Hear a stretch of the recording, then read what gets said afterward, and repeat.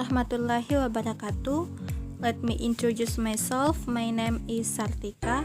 In this video, I and my friend Nurnaningsi will discuss about simple past tense. Nah, jadi apa itu simple past? Simple past merupakan kalimat yang mengandung pernyataan atau kegiatan yang sudah terjadi. Oke, adapun time signal dari simple past tense yang bisa kita gunakan yaitu often, sering, yesterday, kemarin, just now, baru saja, an hour ago, sejam yang lalu, a few days ago, beberapa hari yang lalu, 2 days ago, 2 hari yang lalu, a few minutes ago, beberapa menit yang lalu, a week ago, seminggu yang lalu, a month ago, sebulan yang lalu, a year ago, setahun yang lalu, last night, semalam, last week, minggu lalu, last month, bulan lalu, last year, tahun lalu, last Friday, Jumat lalu, last March, Maret yang lalu. So, kata ago and last sama-sama berarti lalu, sesuatu yang telah berlalu. Adapun bentuk dari simple past tense terbagi menjadi dua, yaitu verbal and nominal. Verbal adalah kalimat yang menggunakan kata kerja. Verb untuk past tense sendiri menggunakan verb to. For example, I read the book last night. Saya baca buku itu semalam. Read adalah kata kerja kedua. Selanjutnya adalah nominal. Nominal merupakan kalimat yang menggunakan kata benda, not kata kerja. For example, I was in India last year. Saya ada di India tahun lalu. Oke, selanjutnya kita akan membahas mengenai kalimat verbal sentence dalam past tense. Sebagaimana yang dikatakan bahwa kalimat verbal adalah kalimat yang menggunakan verb, yang menggunakan kata kerja. Adapun formula dari kalimat verbal yaitu untuk pernyataan, kita menggunakan subject plus verb to, verb 2. Subjek itu yang mana? Subjek itu pronoun. Pronoun itu yang mana? Pronoun itu I, you, we, they, she, he, it. Oke. Kemudian kalimat penyangkalan kita menggunakan subjek plus did not. Did not. Ingat, did not plus verb 1. Nah, verb 1 ketika kita menggunakan did not, kalimat verb 2 akan berubah menjadi verb pertama, verb 1. Oke. Pertanyaan, kita menggunakan did. Did pada kalimat penyangkalan kita bawa ke depan subjek. Jadi did ditambah subjek ditambah verb 1. Kenapa verb 1? Karena apabila kita menggunakan did, maka verb 2 akan berubah menjadi verb 1. Oke, talking about verb. Verb dibagi menjadi verb 1, verb 2, and verb 3. Verb 1 adalah kata kerja dasar atau infinitif. Kemudian berubah menjadi verb 2. Verb 2 berubah lagi menjadi verb 3 atau kata kerja ketiga. Oke. Masuk ke contohnya. Study. Study merupakan verb one merupakan kata kerja dasar. Apabila dirubah menjadi verb to, dia berubah menjadi studied. Jadi study, studied, studied. Artinya belajar. Kemudian go. Go merupakan verb one, hampir sama dengan study. Go merupakan infinitif. Ketika dia berubah menjadi verb to, go berubah menjadi when. Oke, berubah menjadi when. Kemudian, apabila berubah ke verb 3, go berubah menjadi gone. Jadi, go, when, gone. Artinya pergi.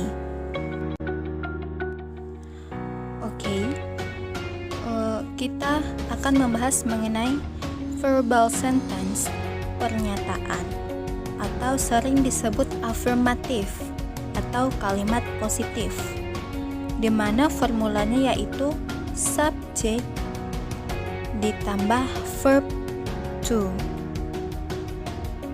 For example, contohnya, I studied English last night. I studied English last night. Saya belajar bahasa Inggris semalam. I merupakan subjek. Studied adalah verb to. English adalah objek. Sedangkan last night adalah time signal atau complement atau keterangan. Oke, selanjutnya kita akan membahas mengenai kalimat penyangkalan atau kalimat negatif, di mana formulanya yaitu subject ditambah did not ditambah verb one. Mengapa verb one? Karena apabila kita menggunakan kata did, maka verb to akan berubah menjadi verb one. Oke, for example, I did not study English last night. Saya tidak belajar bahasa Inggris semalam. Did not, tidak. Study. Study merupakan infinitif, kata kerja dasar. Jadi, apabila di kalimat pernyataan atau kalimat positif kita menggunakan studied, di kalimat negatif ini kita menggunakan study. Jadi, study, not studied. Oke, selanjutnya adalah kalimat pertanyaan atau kalimat interrogatif, di mana formulanya yaitu did ditambah subjek ditambah verb one. Tidak lupa tanda tanyanya. For example, did I study English last night? Apakah saya belajar bahasa Inggris semalam? Did kita letakkan di awal subjek. Ingat, did kita letakkan di awal subjek.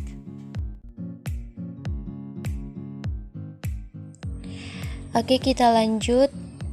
Kita masuk ke bentuk kedua dari simple past tense, yaitu dalam bentuk nominal atau menggunakan kata benda, tidak menggunakan kata kerja. Contohnya, I was in Polewali last year. Nah, tidak ada kata kerja bukan? I was in Polewali last year. Saya di Polewali tahun lalu. Atau tahun lalu saya di Polewali. Jadi, formula nominal dalam kalimat pernyataan positif yaitu subject plus was, were, plus noun verb. And then, apabila kalimatnya kalimat penyangkal atau kalimat negatif, maka formulanya adalah subject plus was, were, plus not, and plus nominal atau noun verb.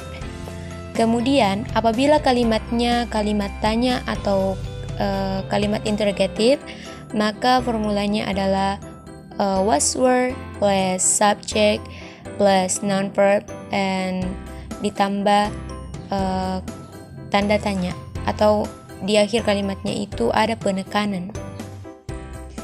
Jadi, was dan were digunakan untuk kalimat tertentu. Contohnya seperti subjek I menggunakan was, she was, he was, and it was. I see it menggunakan was, sedangkan you were they menggunakan were. Langsung saja kita ke kalimatnya. Contohnya seperti apa? And then kita langsung lanjut ke contoh kalimat nominal. Yang pertama, kalimat pernyataan, berarti kalimatnya afirmatif atau kalimat positif. Contohnya, I was so young. Saya dulu masih muda, atau saya dulu masih terlalu muda. Nah, di sini menggunakan was. Was berarti untuk subjek I, she, he, it. Nah, so young berarti nominal atau non-verb.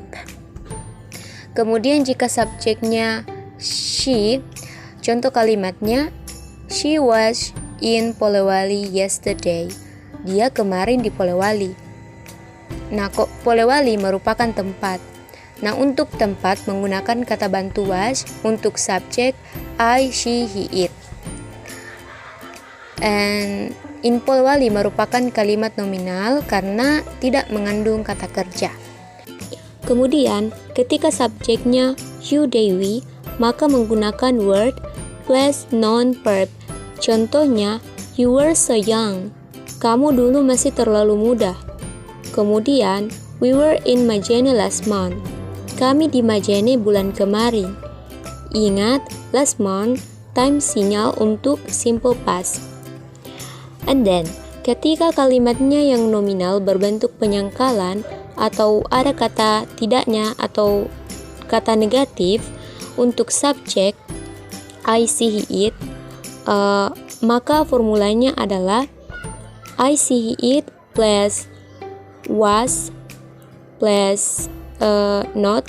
Nah, kita menambahkan kata not karena kata not merupakan kata tidak atau penyangkalan. Kemudian ditambah non-verb.